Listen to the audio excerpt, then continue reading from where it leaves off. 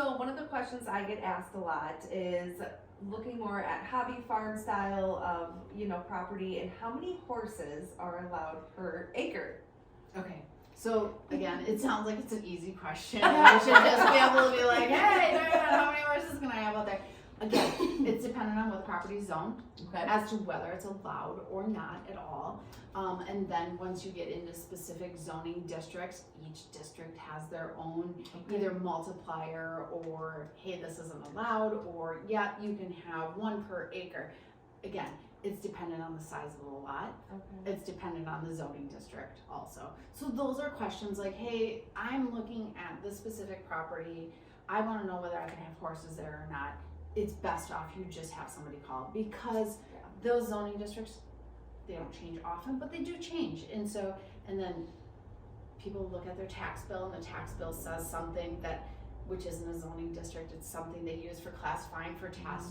So everyone's like, wait, we're zoned this, and they seem pretty certain of it until I look at the map and I was like, yeah, actually that's not what it's zoned. So it's easier and best just for you to get that best information at that time. Hey, I want to know, can they have it on parcel? Give us a parcel number. We can tell you what it is. And then only thing I would add to that too is just thinking of the fact that you guys don't have access necessarily to covenants and restrictions. We don't. So just because the zoning office might say you can have 3 horses and 2 chickens, there might be covenants and restrictions within that subdivision or neighborhood that might say you can't have horses and chickens. Yeah. Right. So even though you check with zoning, do that extra layer of protection on the deed. So good. And I think that's something that comes up quite a bit, as far as those covenants and restrictions, because people are always like, well, wait, how come you said I could do, and I said, your covenants and restriction can say that you can't have a purple house. You come into me, I'm gonna let you have a permit for a purple house. The covenants and restrictions can be different for each and every single property. Yep. And that also includes the township zoning specifically, like you said, for Yeah, each lot. so a lot of our townships, Vilas County is quite a bit different for that, because each of their townships have, specific permits and things like that they can enforce on, managed waters and those things have different ones. But most townships in Oneida County are just under the county zoning. So Interesting, because that was going to be one of the questions I just thought about, if there are any major differences between Vilas and Oneida, and that's there's a lot of interesting them. to me. There's actually a lot of them. So I looked at even just the list of questions, and I was like, oh, that's clearly a Vilas County question. So for me, in just like the verbiage and things like that. So just looking at it, I mean, there's things that, again, I'm pushing 25 years in Oneida County, so I'm pretty ingrained in what that is. Yep. And figuring out when somebody's asking me a question, okay, wait, maybe you're used to dealing with Vilas County. So Awesome. Just knowing the difference. Because that's interesting. So a lot of the townships use the county regulations instead of having their own regulations in place. Yes. Ding, ding, ding. Big difference. Good to know. Yes. The next question, I believe, may have been yours, Alicia. Do you want to ask it? The setback? So let's see, The third one. what is the setback to build, lot lines, and then even shorelines? So just general parameters if we're gonna tell folks, or where can they go to look for those? Okay. So we have our ordinance. Our ordinance is all online. All of it's there. It's all spelled out, but it's 200 and some pages long. Of a lot of gibberish that most people don't want to read. So there's the simple answer, and I'm terrible at a simple answer. Fair. I'm really, because again, for doing it for so long, I even had somebody call me today and ask me a question, and I answered his question, and I said, but I don't think that's a question you really mean to ask me. And he's like, well, wait, what? And I answered what I thought he was trying to answer, and he goes, oh my God, that's exactly what I wanted to know. So it's how you word questions and so if I want to give you a simple answer, and we're talking about lakefront property, and you want to know what the setback is to build from the lake, it's 75 feet. That's my simple answer. However, if you're looking to be closer, there's different ways that you can be. Can you average with your neighbors? Now it depends on whether you have neighbors on both sides. It depends on how close your neighbors are to the water. It depends. So now we're looking at something specific for a property. I can tell you with the lot line setbacks, those are 10 feet to a home, to the eave. So if you're having a dwelling, it's 10 feet to the eave. And if you're having an accessory structure such as a garage or something like that, that's 5 feet to the eave. So those, that I can give you super That's the easy simple. one.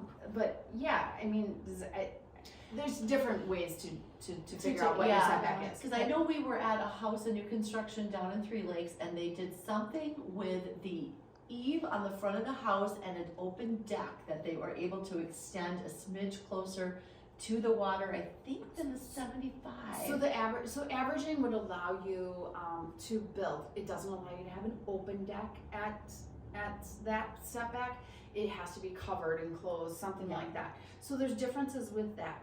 There is, however, special zoning permission that allows you to have 200 square feet of open deck or patio within 75 feet of the water. That requires you to do mitigation. It requires you to do all these sorts of things.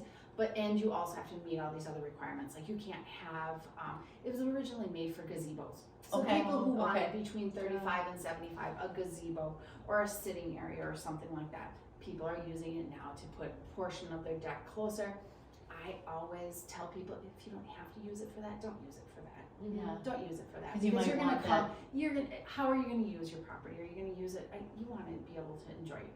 Is the 5 feet back that you're gonna put your deck at, is that gonna make a difference? Or do you want like a big bonfire, sitting area? Do you want a fire pit down there? Now you've used your 200 square feet for your deck. that's enough. Now you're done. Now you're done. Now Now you're you done. can't have. So you yeah, can't do so it's just how do you intend on using your property?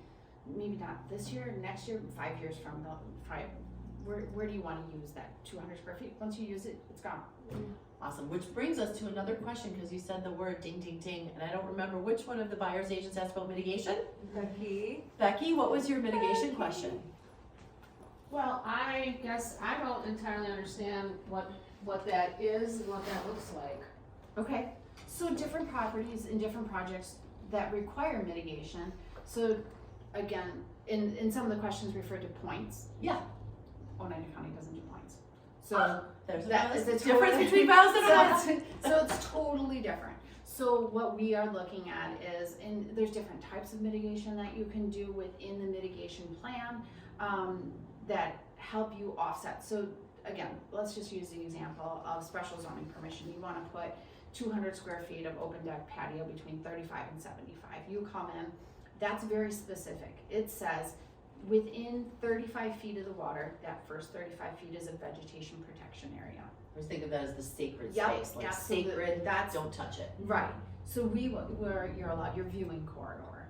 Okay, once you get outside of your viewing corridor, if you need to do mitigation and you're outside that viewing corridor, that vegetation needs to be left. We need to leave that vegetation, and we need to make sure that it's as, I believe the words are, as practicable, vegetated as much as practicable. So we work with people to try to say, hey, you only have trees within the first 10 feet of the water. You have to go back to, I think it's 37 and a half feet for that special zoning permission. Whoever came up with that number, half of 75, I guess, that's somebody came up with it. So we would just work on that, trying to get vegetation present within that first 35 feet back from the water. So, but there's different projects, like if you're doing an addition, there's sometimes that it requires mitigation also for different situations. And some of those plans look different. There's different things you can do. Hey, I've got a shed that's 30 feet, 40 feet from the water, and I plan on taking that down. You can use that as a credit towards your mitigation. Hey, I'm gonna circle this. And then now we have these affidavits that we have to file, and I think you guys are seeing more and more where people have to, you have to disclose, hey, I've got a mitigation plan on my property. I said that I was going to put in a rain garden or something, and now I'm going to sell it. Somebody wants to make sure that that's in place. I don't want to buy it and then I have to put this rain garden in. So I think those are those things where now we're getting these affidavits where maybe more people are having to disclose that, hey, we should have done this. So I think of one of the ways I think of it, and tell me if I'm wrong, but I think it was explained to me years ago as a system of checks and balances. So if you want to do something over here that is a little more intrusive to the natural beauty of the Northwoods, then you have to do this for us to let you do that. I always use that for boat houses. People are always like, why do I have to put my boat house in my viewing corridor? And I always say, think of it this way.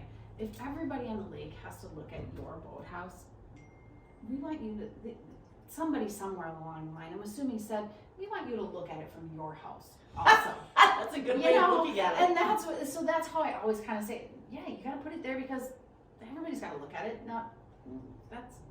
You should look at it, it's your this boat house. is, yeah, this is part of it. So that's kind of along the same lines. Yeah.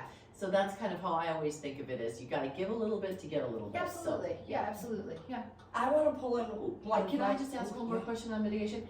If I call the title company and ask for a search and hold, or if I call Oneida County to get a packet, I guess as realtors, how do I know or get access to that mitigation plan? How do I make a consumer aware that there is one? Because we all know sellers forget stuff. So it's gonna come up in a deed, I mean. It would be yeah, because attached to their deed. It's a Perfect. filed, it's a, notarized affidavit, filed. Like a loans and registry. floats would be, Absolutely, just Okay. like that. that makes me feel better. So then Yep. there's no way that we would misrepresenting that Correct. to a Yep. consumer. Absolutely. Perfect. Okay, now I apologize. Go, Alicia. Well, I was just gonna ask, as a resource for that, where does a property owner start? How do they figure out what they can and can't do? How do they use you all as a resource? Can you come on site? What does that look like? As part of the permitting process, yeah, absolutely. We would go out, especially if you're trying to do special zoning permission, or you're looking at putting an addition on. We're always coming out there. I'm gonna come out there. I'm gonna check your setback from the lake. I'm gonna look at those sort of things with you while we're out there, and then we're gonna look at it. What works best for you. I'm not gonna tell you. There's a few of them where I have to say, this is specific what you have to do. But some of them, it gives you options. So I'm gonna stand out there and I'm gonna be like, oh, look, you meet the criteria for this. We can do this passively, and we can just say, hey, I'm gonna leave all this natural like this. I'm not gonna touch this. I'm not gonna do anything with this. And you passive. There's things you can do passively just with what you have already on your property. So most of the time it's us walking through it. You can do that well before project planning Yeah, and everything absolutely. like that. Yeah. And what do you guys charge for a site visit? It's $250. $250 well spent. Yeah. Yeah, so if someone wants to put in new steps to the lake, is that a county thing or a DNR thing? County. Okay. So from the ordinary high water mark landward, Oneida is a county. Okay. Ordinary high water mark waterward, DNR. So you don't do dock permits anymore? We got rid of them. So if I wanted to put in a stairway to the lake on my elevated moderate slope, not steep, because nothing is ever steep. No, I Nothing got is you. moderate. Yes. I have to get a permit to do that. Correct. Okay. Yeah. And if it's in my viewing corridor, out of my viewing corridor, it doesn't matter where it is, but Doesn't that's matter where it because is, it's you're within gonna- that 35. So most of that even becomes the disturbance between 35. Okay. So depending on how you're constructing them would depend on my answer of what all you need to do. Okay. If you're digging them below grade and you're having somebody with a bobcat drop off your 800-pound steps, we're gonna put in more restrictions than if you've got Uncle Bill coming up and you're gonna put some posts in and you're putting them on stringers. Okay. There's, depending on how you're constructing them, determines on how we're gonna permit them. Okay, makes sense. And viewing corridor, since we were talking about that, I have always believed that 100 feet is 100-foot lot, you get a 30-foot viewing corridor. So it's actually a percentage, Okay, and it's 35%. thank you, because that was my question. So if I have a 200-foot lot, do I get two 30-foot viewing corridors? Or 35-foot? And they can be contiguous, so, yeah. So with viewing corridors, I have all these things that I say to people, and they're like, I have 200 feet, I can clear 70 feet, and I was like, well, you can, you're gonna meet your neighbors. And you're gonna lose your shoreline. They're probably not gonna be super thrilled to see you. You have to leave all the stumps in place. So you can't just come in and clear out and pull all your stumps. We would treat, a moderately inclined lot, the same as we would, yeah, same as a flat lot. So those are staying into place, just like Alicia said, you're gonna clear that much, you're probably gonna lose a good portion of your slope. Now you have this ground that has been underneath these canopies of these trees that are gonna be exposed to the elements. You're probably, it may not happen this week or next week, but you're gonna start losing it. So just and I always tell people, whatever you can see from your house, once you clear that out, they can see from the lake. How much of your privacy are you willing to give up for what you want? For what you want, Interesting. I always tell people to take pictures. Take pictures. If it's an existing house, get up on the deck, take some pictures. Go out in your boat, take some pictures of the shoreline before you cut anything. Just simply because you can clear out 3 spruce trees and look like you've cleared some shoreline. Yeah. You can take out, a couple maples and nobody's gonna know. But your neighbors are gonna get excited. Neighbors get excited. And so make sure that, I can't tell you how many, violations I have. It's like the little boy on the end of the dock holding a fish, hoping that I can see what trees were there or weren't there in the background. Of what was there. Yeah, so I always that's tell people, throw it in your file. Throw it in your file, and then you have it, and then you have the documentation of this is what was here before, this is what we took out. I always tell people, trim them up first. Yeah, Like, before you take them down, hire a tree trimmer and trim them up so you just have the pretty tops, and then figure out what you want to do versus. I always tell people this. They always want to come in. It's a vacant lot. They want to come in. They want to clear a viewing corridor, and I try to explain to them, hey, where you're viewing the lake right now, standing here on this ground, isn't where you're going to be viewing it when you put a house in here. You're going to be up here. And now you might decide, oh my gosh, I'm actually looking at the lake over this way. And they call me and they're like, wait, we wanna can we replant this and take that? No, you just took down all these mature trees. No, you've chosen your viewing corridor. So maybe, live with it for a little bit and see how you view it. Yeah, that So, makes sense. outside of your viewing corridor, Mhm. can you cut trees that are less than 3 inches in diameter? So that's kind of it's a really good question. It's kind of been one of those things that, and I don't know who the person was that came up with this diameter thing all of a sudden. I'm seeing it more and more. It's basically a no touch. Now, there is some language in there that refers to maintenance outside of that. And honestly, I sent an email to the DNR last week because I've got more and more people pushing me on it. What does that mean? What does that maintenance mean? So we're looking at that definition of what can I do outside my viewing corridor. So it is something that's maybe not as clear as I would hope it to be. Yeah. To me, that's like kind of cleanup. Maintenance. And there's some of it that that is, is, you've got new stuff coming up and you get it before it But grows. your definition of cleanup is and someone else's definition of it, it's Too broad. Yeah, absolutely. Interesting. It is definitely something that's on my radar of like, I don't know how that reads. Yeah, it should be changed.